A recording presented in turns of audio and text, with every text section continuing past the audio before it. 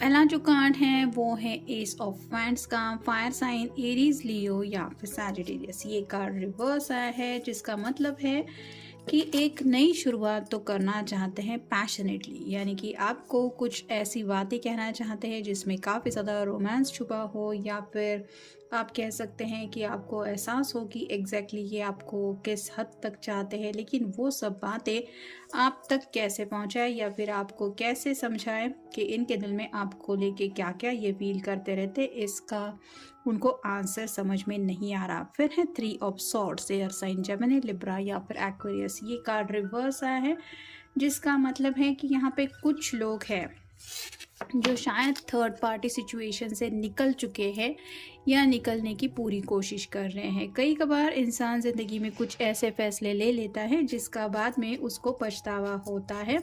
वैसे ही आप कह सकते हैं कि कुछ लोग हैं जिनको अगर इन्होंने थर्ड पार्टी सिचुएशन में एंटर किया है तो सच्चे दिल से पछतावा कर रहे हैं, और इस वजह से वहाँ से निकलने की पूरी कोशिश की जा रही है, क्योंकि शायद ये पर्सन वहाँ पे काफ़ी ज़्यादा फ्रस्ट्रेटेड एनर्जी फील कर रहा है। यहाँ पे आप देख सकते हैं हार्ट में ही सभी जो सॉर्ट्स है वो चुभ रही है, वैसे ही दिल में काफ़ी कुछ है इनके जो शायद ये आपको समझाने की भी कोशिश कर सकते हैं। नेक्स्ट है 8 of coins, earth sign, Taurus, Virgo या फिर कैप्रिकॉर्न। ये कार्ड भी रिवर्स आया है जिसका मतलब है कि आप कह सकते हैं कि काफ़ी वक्त से अगर आप इनका इंतज़ार कर रहे थे तो अब इनको ऐसा लग रहा है कि शायद आपने ज़िंदगी में मूव ऑन होने का फ़ैसला ले लिया होगा, क्योंकि अगर यहाँ पे हालत ऐसी है कि आपको पता है कि ये पर्सन थर्ड पार्टी सिचुएशन में एंटर कर चुके हैं, तो इनको नहीं लगता कि आप उनको माफ़ कर सकते हैं और उनको उनकी राह देखते हुए इंतज़ार कर रहे होंगे। फिर है जस्टिस। ये कार्ड भी रिवर्स आया है जिसका मतलब है कि इनके कर्मों की इनको काफ़ी ज़्यादा सज़ा मिल रही है, ऐसा इनको लग रहा है। सब कुछ ये पाने की कोशिश तो कर रहे, जैसे तराजू में अगर आप कुछ रखेंगे तो ये वज़न हम काउंट कर पाएंगे, लेकिन अगर तराजू उल्टा पकड़ के रखने की कोशिश करें तो वहाँ पे कुछ भी नहीं हासिल होगा, सिर्फ और सिर्फ एम्प्टी तराजू होगा। वैसे ही इनको लग रहा है कि ज़िंदगी में इनको इसलिए कुछ भी नहीं मिल रहा क्योंकि ये कहीं ना कहीं उनके अपने कर्मों की सज़ा है जो उनके सामने इस तरह से आ रही है। नेक्स्ट है द हीरो फंड। यहाँ पे तो काफ़ी ज़्यादा सोच विचार चल रहा है, दिमाग में ये पर्सन काफ़ी ज़्यादा फंस चुका है। आप कह सकते हैं कि क्राउन चक्र भी इनका शायद ओपन हो चुका है, जिस वजह से अगर ये नादानी की वजह से अगर थर्ड पार्टी सिचुएशन में फंस गए थे तो अब आंखें खुलने की वजह से यहाँ पे भी आप देख सकते हैं थर्ड आई ओपनिंग जैसे हो गई है, जिस वजह से सूझबूझ काफ़ी ज़्यादा उनको समझ में आ रही है और क्या फ़ैसले गलत लिए हैं, क्या सही अभी भी किया जा सकता है, इन बातों के लिए भी ये अपने तरफ से सोच रहे हैं या सोच रही है। नेक्स्ट है 10 ऑफ सॉर्ड्स। 3 ऑफ सॉर्ड के बिल्कुल नीचे ये कार्ड आया है, तो यहाँ पे भी आप देख सकते हैं सभी सॉर्ड्स इस पर्सन को ही चुभ रही है, यानी कि खुद को बहुत ज़्यादा ब्लेम कर रहे हैं।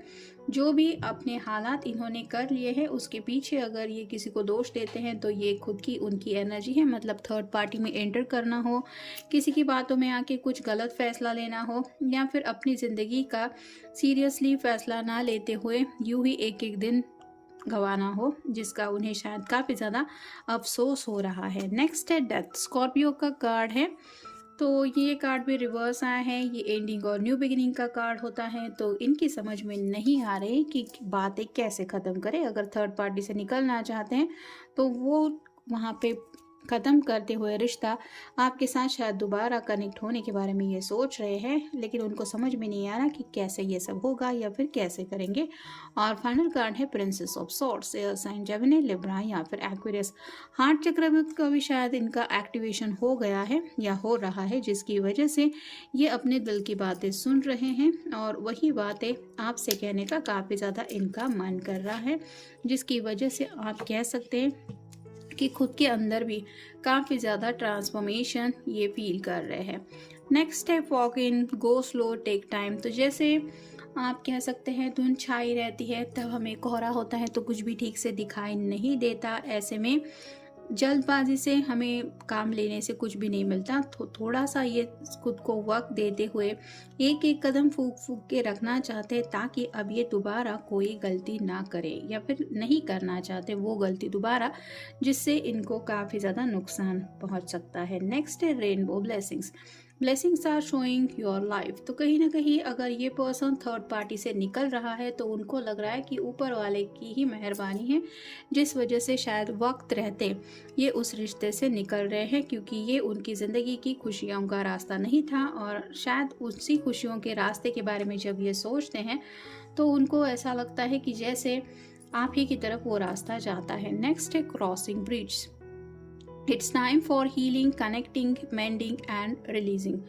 तो अगर थर्ड पार्टी में है तो उस रिश्ते को ये रिलीज़ करना चाहते हैं, साथ ही साथ आपके साथ दोबारा कनेक्ट होना चाहते हैं। और एट द सेम टाइम कहीं ना कहीं आप कह सकते हैं इनकी दिल का या फिर आप कह सकते हैं कि जज्बातों की हीलिंग भी चल रही है। अगर किसी ने बहुत बुरी तरह से इनका दिल तोड़ा है तो इनको लग रहा है कि आपके अलावा इनके दिल को कोई और हील नहीं कर सकता। शायद इसलिए भी ये पर्सन आपसे बातचीत करना चाहते हैं, मतलब सामने से आपको अपोलोजाइज भी करने के बारे में सोच रहे हैं। और शायद ये फैसला आपके ऊपर वो छोड़ना चाहते हैं कि आप उनको एक्सेप्ट करेंगे या नहीं, इट्स योर डिसीजन। लेकिन ये कन्फेस करना चाहते हैं अपनी गलती और कहीं ना कहीं उस बर्डन को रिलीज करते हुए आपसे दोबारा कम्युनिकेट करके खुद की हीलिंग करवाने का इनका काफ़ी ज़्यादा मन है। नेक्स्ट है watching clouds, lie back, rest and relax. तो इनको अब खुली आंखों से सपने देखने की ज़रूरत है, यानी कि हो सकता है बेवकूफ़ी में इन्होंने काफ़ी कुछ गलत फैसले ले लिए हैं और अब इनको सुकून बिल्कुल भी नहीं मिल रहा है, जिसकी इनको सख्त ज़रूरत है। और ये तभी सुकून या चैन की सांस ले पाएंगे जब इस बर्डन को रिलीज़ करेंगे। और शायद इसलिए ये अब आपसे दोबारा कनेक्ट होने के सपने देख रहे हैं खुली आंखों से। नेक्स्ट है begin now, take your first step. तो उनको पता है कि आप की तरफ कौन सा रास्ता जाता है, लेकिन बस अब पहला कदम उठाना है। और वही इनके लिए काफ़ी ज़्यादा मुश्किल है, लेकिन फिर भी ये कोशिश कर रहे हैं आपकी तरफ अपना वो कदम बढ़ाने की, ताकि ये आप तक पहुंच पाए। नेक्स्ट है staying focused, hold the course. तो अब इनका जो फोकस है वो शायद यही है कि आपके सामने आना, अपनी सब गलती मान लेना और कहीं ना कहीं अपने दिल की फीलिंग्स रिवील करना। यानी कि अगर ये किसी के बहकावा में आके कुछ गलत फैसला ले भी चुके हैं तो अब ये गलती मानने को तैयार है। नेक्स्ट है ascending the mountain, keep going forward. तो उनको लगता है कि जैसे पहाड़ी के उस पार आप हैं और इस पार ये पर्सन है। उनको पता है कि ये सफ़र उनके लिए इतना भी आसान नहीं है जितना वो सोचते हैं, लेकिन फिर भी ये पर्सन अकेला इस सफ़र पे चलने के लिए तैयार है, क्योंकि कहीं ना कहीं उनको उम्मीद है कि उस पार जाके ये आपसे ज़रूर मिल पाएंगे और इसी चाहत में ये आपकी तरफ बढ़ना चाहते हैं। और फाइनल कार्ड है choosing your path, all is possible. तो अब बस रास्ता चूज़ करना है। जैसे यहाँ पे भी सेम ही है, पहाड़ियाँ हैं और एक रास्ता चूज़ करना है। जैसे पहाड़ियों में से अलग अलग रास्ते जाते हैं, लेकिन कौन सा रास्ता कहाँ पे ले जाता है ये किसी को भी अगर पता नहीं है तो उसको सोच समझ के रास्ता चूज़ करना पड़ता है। जैसे यहाँ पे ये आप कह सकते हैं किसी बड़े ऐसे चट्टान पे खड़े होके अंदाज़ा लगाने की कोशिश कर रहा है कि कौन सा रास्ता मुझे अपनी मंजिल तक ले जाएगा। वैसे ही आपके पर्सन आप कह सकते हैं कि काफ़ी ज़्यादा सोच विचार कर रहे हैं, क्योंकि उनको लग रहा है अगर मैं चाहूँ तो मेरे लिए सब कुछ पॉसिबल है, बस वो करने की देर है। यानी कि आपको मनाना हो, आपका प्यार दोबारा हासिल करना हो, या फिर सच्चे दिल से अपनी दिल की हालत आपके सामने रखना हो, सब कुछ इनको लगता है पॉसिबल हो सकता है। और भगवान करे तो आप उनको माफ़ भी कर सकते हैं अगर इन्होंने कोई ऐसी गलती की है। तो ये इनको लगता है कि आप शायद माफ़ भी कर सकते हैं, लेकिन ये तभी होगा जब ये वो कदम उठाएंगे, और शायद इसीलिए ये आपकी तरफ बढ़ने के बारे में सोच रहे हैं। तो ये था आज का रीडिंग। मिलेंगे नेक्स्ट रीडिंग में। Good night.